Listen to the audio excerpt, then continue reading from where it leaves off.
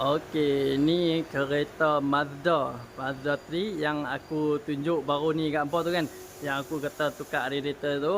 Sekarang ni radiator baru dia yang aku tunjuk itu.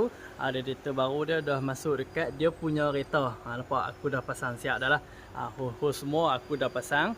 Nampak ni, kita tengok daripada belah sini. Tu nampak. Dia punya radiator yang baru di sebelah belakang ni. Ni. Nampak ni. Yang baru. Fan apa semua kita kena pakai balik lah. Cuma radiator kita tukar radiator sahaja. Yang pek-pek hose lain kalau kata teruk pecah ke, nak pecah ke, rosak ke, kena tukar sekali lah. Tapi untuk kereta ni tukar sekali dia punya hose heater belakang tu. Tu nampak hose heater tu, sebab hose heater tu dah reput dah. Dia punya apa hose tu memang dah reput. Dia punya joint dia pun kan plastik. Duk panas sejuk pun reput juga. Radiator baru kita dah masuk dekat kereta. Ni dia punya radiator dia yang lama lah. Ni radiator lama dah. Nampak? Ni radiator yang original kereta dia. Dia tak biasa tukar untuk radiator ni. Cuma yang dia biasa buat tu coolant sahaja. Aku tunjuk coolant dia macam mana. Okey. Dia pakai coolant yang color merah. Dalam ni pun dah jadi tu, nampak.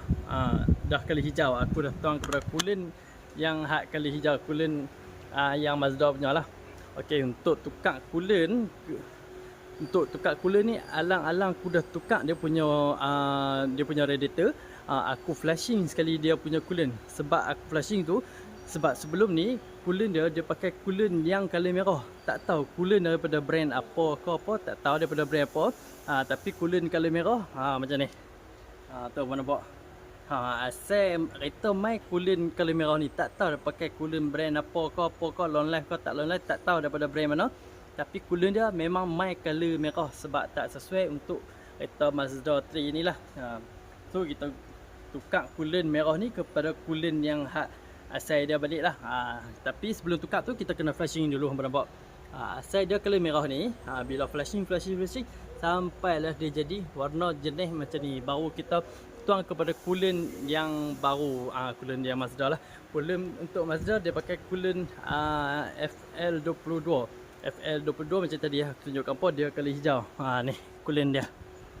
Ni coolant Mazda, nampak.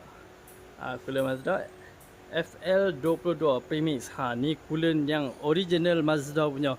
Yang color merah tu kita tukar kepada hijau ni, kita kena flashing dulu lah. Flashing baru kita tuang kepada dia punya radiator.